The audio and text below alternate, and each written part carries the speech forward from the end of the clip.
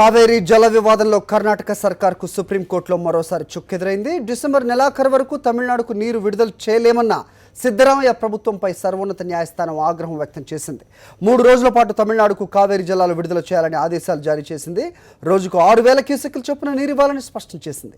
Petition తదుపరి విచారణ శుక్రవారానికి వాయిదా వేసింది. దీనికి సంబంధించి మరింత సమాచారం మా ఢిల్లీ కరెస్పాండెంట్ వెంకటేష్ అందిస్తారు. వెంకటేష్, చెప్పండి, కర్ణాటకపై సుప్రీంకోర్టు ఆగ్రహం వ్యక్తం చేసినట్టుగా సమాచారం అందుతోంది. కర్ణాటక వాదన ఏంటి, సుప్రీంకోర్టు క్లారిటీ ఏంటి? సుప్రీంకోర్టు ఇచ్చిన ఆదేశాలను కర్ణాటక ప్రభుత్వం అమలు చేయడం లేదు. దానిపై సుప్రీంకోర్టు తీవ్ర ఆగ్రహం వ్యక్తం చేసింది. డెఫినెట్ గా సుప్రీంకోర్టు ఇచ్చినటువంటి ఆదేశాలను అమలు చేసి తీరాల్సిందేనని స్పష్టం చేసింది.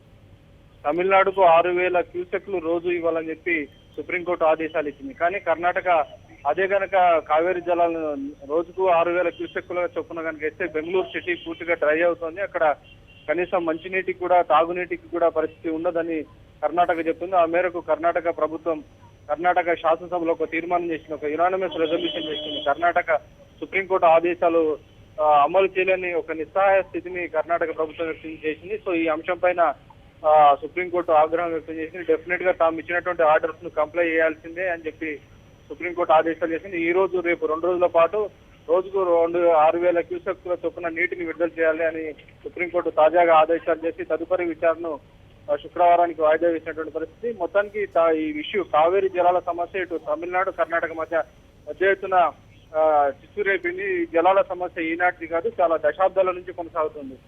ఈ కావేరీ జలాలు పెద్ద ఎత్తున విడుదల చేయాలని ఇచ్చినటువంటి ఆదేశాల కారణంగా బెంగళూరులో ఉన్నటువంటి ఐటీ కంపెనీలు కానీ బెంగళూరు పట్టణానికి కానీ తాగునీటికి ఇబ్బంది అవుతుందన్నది కర్ణాటక ప్రభుత్వం చేస్తున్నటువంటి వాదన. కానీ తమిళనాడు చేస్తున్న వాదన డెఫినెట్ గా తమ రైతులందరికీ కూడా అక్కడ పంటలు సాగు చేశారు, వారందరూ కూడా పంటలకు నీరందించాలని చెప్పి తమిళనాడు ప్రభుత్వం వాదిస్తుంది.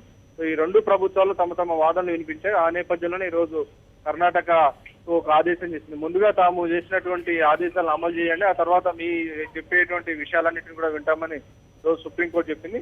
ఆ నేపథ్యంలో కర్ణాటక ప్రభుత్వం తాజా ఆదేశాలను అమలు చేస్తుందా, ధిక్కరిస్తుందా ఉంటే చూడాల్సింది. ఇప్పటికే ఈ ఆదేశాలను అమలు చేయకపోవడం వల్ల ఒక రకమైనటువంటి రాజ్యాంగ సంక్షోభం ఏర్పడింది. సో ఆ స్థితిలో డెఫినెట్ గా కర్ణాటక ప్రభుత్వం సుప్రీం ఆదేశాలను అమలు చేయాల్సినటువంటి పరిస్థితి మాత్రం ఏర్పడింది. ఓకే వెంకటేష్.